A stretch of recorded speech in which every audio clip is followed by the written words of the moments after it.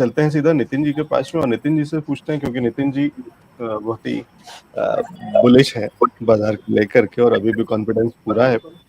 और तो नितिन सर, फिर कहाँ नजर है कुछ एक स्टॉक्स?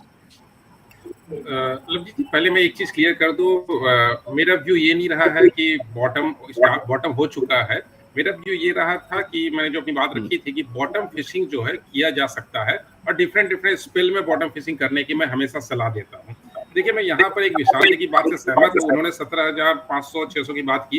देखिए, नई स्पाइरल में इंटर करने के बाद जो लास्ट पॉइंट है वो मेरा पॉइंट है 17,800, क्योंकि आगे की स्पाइरल में पहुंचने के लिए निफ्टी को जो प्रेशर चाहिए वो अभी प्लेनेट से प्रेशर वो मिल नहीं रहा है और नंबर से भी वो प्रेशर नहीं मिल रहा है। 18 नवंबर तक सन की पोजीशन अभी फिलहाल जो है वो बिगड़ी हुई है, जो कि मार्केट को नेगेटिवली इंपैक्ट करेगा। तो 18 नवंबर तक का टाइम जो है मेरे लिए बॉटम फिशिंग का टाइम है और इस समय में मैं खुद भी बॉटम फिशिंग कर रहा हूँ, स्टार्ट कर चुका हूँ और मैं अपने क्लाइंट को भी ये रिकमेंड कर रहा हूँ कि आप नवंबर 20-22 तक आप बॉटम फिशिंग करो। लोअर लेवल पे जो जो स्टॉक अच्छे मिल रहे हैं उनको आप पिक कर सकते हो। कई सारे स्टॉक है जिनको मैं 5 या 6 स्पेल में पिक करने के लिए अपने प्लान रेडी रखा हुआ हूँ। तो 17,800 तक का लेवल तो मुझे नीचे में दिख रहा है, क्योंकि देखिए अब ऊपर जाने के लिए निफ्टी को, जैसे नीचे आने के लिए 19,321 के नीचे उसको क्लोजिंग देना था, अब ऊपर जाने के लिए निफ्टी को 19,400 के ऊपर क्लोजिंग देना होगा। तब तक वो स्पाइरल, नहीं तो वो जो अभी जिस स्पाइरल में ट्रेड कर रहा है उस स्पाइरल में नीचे का लेवल 17,800 और ऊपर में ये 19,000 इसके बीच में घूमता रहेगा। और मुझे लगता है फिलहाल नवंबर महीने में एक रेंज जो रहने वाला है वो 18,300 और नीचे ऊपर में 19,000, इस बीच में मुझे लगता है 18-20 तारीख तक घूमता रहेगा, क्योंकि इस समय उसको ऊपर जाने के लिए प्रेशर नहीं मिल रहा है, सपोर्ट नहीं मिल रहे हैं। तो इस रेंज को ध्यान में रख करके अगर हम ट्रेड करते हैं तो एटलीस्ट हम कहीं ना कहीं जो है सो अपने आप को सेफ साइड रखते हैं। अब आते हैं सेक्टर वाइज या स्टॉक वाइज। देखिए, मेरा अभी जो सेक्टर है जिसके अंदर मैं इन्वेस्टमेंट की पूरी प्लान कर रखा हूँ और मैं अपने क्लाइंट को भी रिकमेंड कर रहा हूँ उनको, वो है मेरा सबसे पहला सेक्टर फार्मा सेक्टर। फार्मा पे मैं इनफैक्ट लवजी जी आपके शो में मैं सितंबर मंथ से ही बात कर रहा हूँ और अभी फरवरी तक मैं फार्मा पे बहुत ही बुलिश हूँ। और देखिए, आउट परफॉर्म फार्मा कर भी रहा है। इनफैक्ट अगर हम वीकली भी परफॉर्मेंस देखें तो वीकली परफॉर्मेंस में भी जो फार्मा सेक्टर है उसने अपना बहुत अच्छा परफॉर्म किया कंपेयर टू अदर। टेलीकम्युनिकेशन सबसे पिटा हुआ है, बाकी केमिकल्स हो या बाकी सब वो बहुत बुरी तरह से पिटे हैं पिछले सप्ताह भी, लेकिन फार्मा सेक्टर जो है वो आउट परफॉर्म कर रहा है इन्हीं पिटने के बीच में।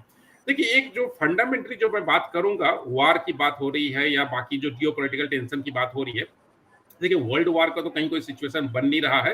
वो कई सारे व्हाट्सएप यूनिवर्सिटी पे और वो सोशल मीडिया पे सब चलता रहता है। जो जो वार चल रहा है वो इजराइल और हमास के बीच चल रहा है। रसिया और यूक्रेन को तो देखिए पूरी दुनिया ने पचा लिया है, वो डाइजेस्ट कर लिया है। अब उसका खास फर्क नहीं पड़ रहा है। वो किस दिन रसिया 200 रॉकेट दाग रहा है, यूक्रेन क्या कर रहा है, इससे किसी को कोई फर्क नहीं पड़ रहा है, क्योंकि इसी बीच में निफ्टी ने ऑल टाइम हाई और बाकी सब मार्केट ने भी अपना हाई लगा दिया। तो रसिया और यूक्रेन जो है वो डाइजेस्ट हो चुका है। इजराइल और हमास जो है वो धीरे धीरे डाइजेस्ट हो जाएगा, क्योंकि रसिया यूक्रेन, रसिया की तरफ बड़े प्लेयर दोनों में से कोई भी नहीं है जो कि ग्लोबल इकोनॉमी को इंपैक्ट करते हैं उस लेवल पे। क्योंकि रसिया देखिए इंपैक्ट करता है पेट्रोल लेकर के, इजराइल उस लेवल पे इंपैक्ट नहीं करता है। वो नवंबर 20-22 तक मुझे लगता है, जो मेरी रीडिंग बोल रही है कि मैक्सिमम नवंबर अंत होने तक इस चीज को दुनिया डाइजेस्ट कर लेगी और उसके बाद में जो अपनी चीज है, देखिए हमारे यहाँ जो टेंशन बन रही है वो बन रही है अपनी पॉलिटिकल टेंशन। मैं जियो पॉलिटिकल की बात नहीं कर रहा हूँ, पॉलिटिकल हमारी बन रही है जो कि दिसंबर तक थोड़ा सा डिस्टर्ब करेगा, लेकिन उस डिस्टर्बेंस के बीच में भी पिकिंग जो है और बॉटम फिशिंग जो है वो चलती रहेगी और ओवरऑल मार्केट जो है सेंटीमेंट पॉजिटिव बना के रखेगा सारी चीजों को डाइजेस्ट करते हुए। तो फार्मा सेक्टर के अलावा दूसरा एक सेक्टर जो मेरे पास है वो रियल एस्टेट और कंस्ट्रक्शन सेक्टर है, जिसके ऊपर में मैं थोड़ा सा बुलिश हूँ। एक साल का नजरिया में दोनों के अंदर, फार्मा और रियल एस्टेट कंस्ट्रक्शन, इसके अंदर मैं एक साल का नजरिया में रख रहा हूँ। और तीसरा स्टॉक जो है वो रेलवे स्टॉक्स है, जिसके अंदर में बहुत मुझे काफी अच्छी अपसाइड मुझे दिसंबर 2024 तक दिख रही है। Almost 340 railway stocks. जी।